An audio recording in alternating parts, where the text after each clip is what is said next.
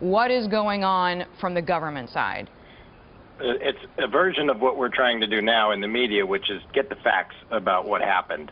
And at the scene, if the gunman is still active, to identify him and render him harmless, mostly by, frankly, shooting him. And so law enforcement will be at the scene trying to figure out exactly what happened, and their command and control system will be doing the same. The U.S. Capitol has its own police department, which is part of the legislative branch, and they're responsible for protecting it. But it's a very sensitive area. It's important to remember that the U.S. Supreme Court is also on the same plaza on Capitol Hill, and just across the plaza you have the U.S. Marshals protecting the court. So there are multiple different agencies involved, and they will all be essentially trying to protect their building and their people.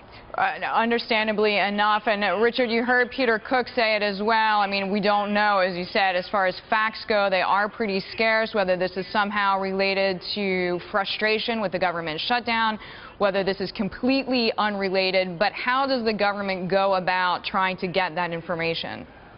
Well, first, it's customary in situations like this for us not to know exactly what's going on and why it happened. And the first thing that has to happen is the shooter has to be identified and apprehended or killed.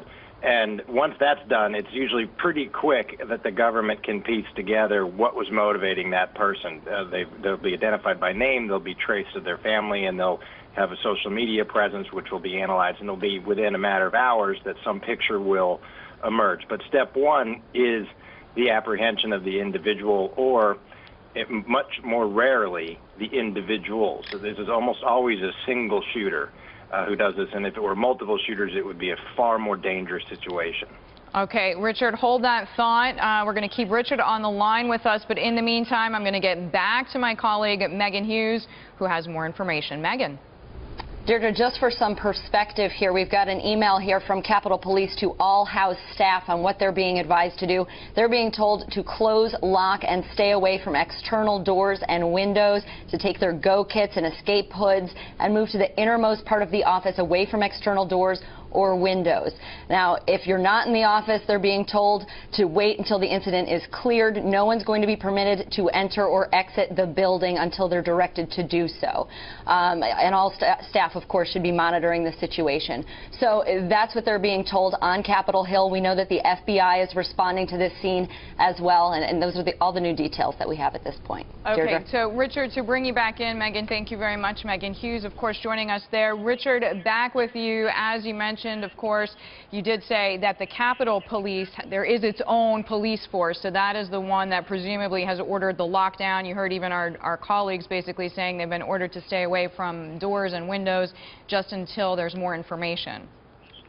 So the email that Megan read to us is a standard operating procedure, and it doesn't necessarily follow that the gunman is still at large. For all we know, the situation's been resolved. But out of an abundance of caution, the Capitol Police are issuing this to the people that work inside the office buildings and the Capitol. And it's a sort of instruction that is routinely issued in an emergency situation.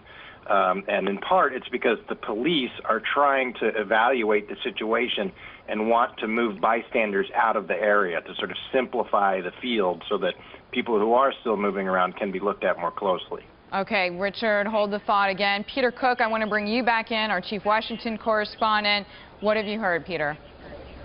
Well, I'm just getting a little bit more from some of my colleagues who are out and about on the Hill, or at least were working at the time. And one piece of information I've gotten relayed by some of my colleagues is that there were senators actually out here on Constitution Avenue walking from where their office buildings are either to the Capitol or back when these shots were fired. No indication that they physically saw the shooter, but that police actually grabbed the senators, and that these senators, about 4 of them, were actually huddled behind cars at one point on Constitution Avenue out of an abundance of safety precaution, the police looking out for their safety. Again, don't know what the details are more about the shooting itself, but that there were senators, at least in enough proximity to what happened here, that they were the police did take action to try and protect the safety of those senators.